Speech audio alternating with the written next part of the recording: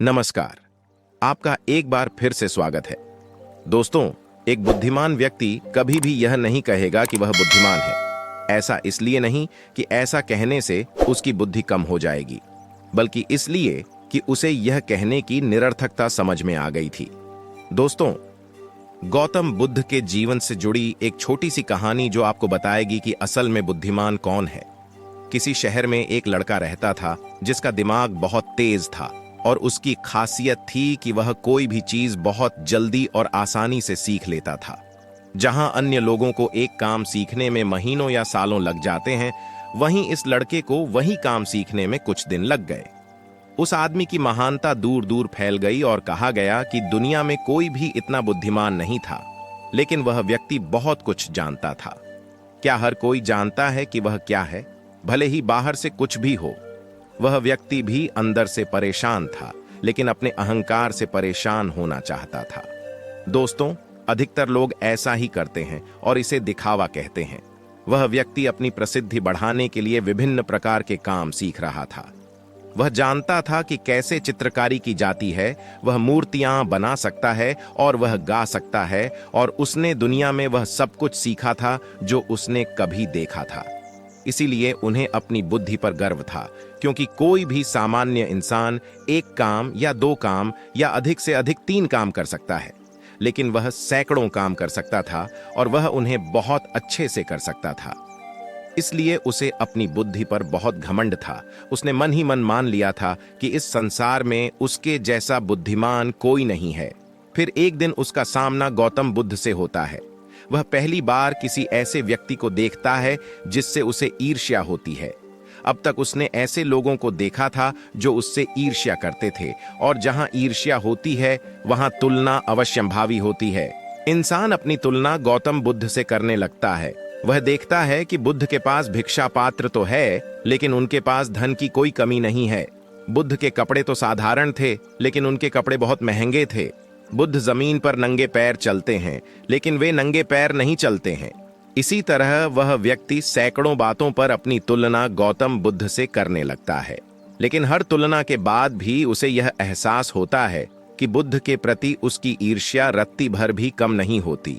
व्यक्ति मन में सोचता है कि आखिर मैं अपनी तुलना इस संत से क्यों कर रहा हूं, जबकि मेरी जिंदगी 100 गुना बेहतर है।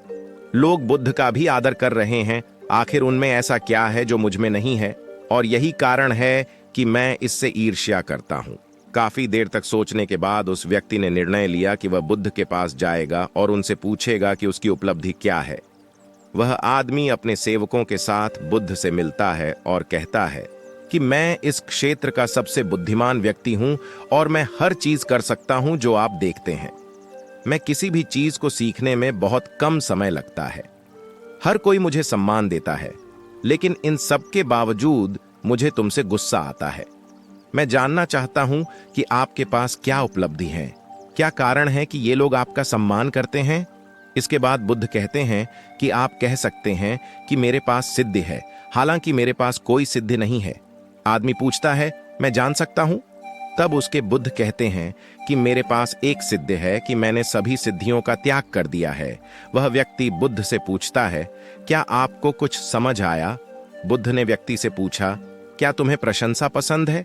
शख्स का कहना है कि तारीफ हर किसी को अच्छी लगती है।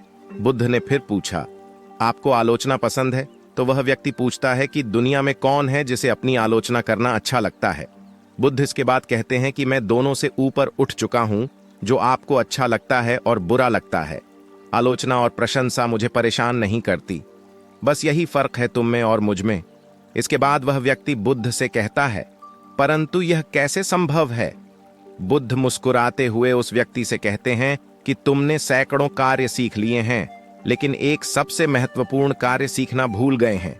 वह व्यक्ति बुद्ध से पूछता है, बुद्ध, आपका कार्य क्या है? क्या आप जानते हैं कि बुद्ध कहते हैं कि आप अपने मन पर नियंत्रण रखें? बुद्ध के शब्दों को सुनकर लगता है कि ईर्ष्या यही थी।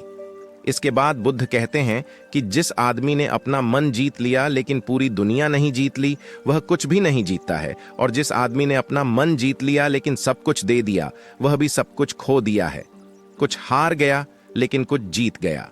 क्योंकि सच्चा बुद्धिमान व्यक्ति वही है जो अपने मन का शासक है, न कि वह जो अपने मन का गुलाम है।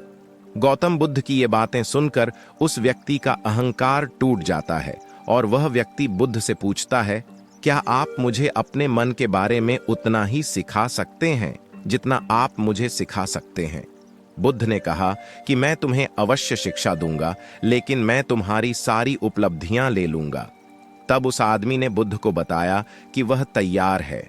उस दिन से वह ध्यान करना शुरू कर दिया, क्योंकि ध्यान ही मन को नियंत्रित करने का एकमात्र उपाय है।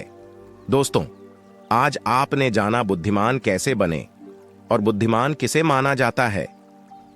इस पोस्ट से जाना कि सच्चा बुद्धिमान व्यक्ति वह है जो अपने दिमाग का शासक है, न कि वह जो अपने दिमाग का गुलाम है। दोस्तों, अगर आप भी भगवान बुद्ध को मानते हैं तो वीडियो को लाइक करें, अपने दोस्तों के साथ शेयर करें। ऐसी ही वीडियो पाने के लिए चैनल को सब्सक्राइब करें। धन्यवाद।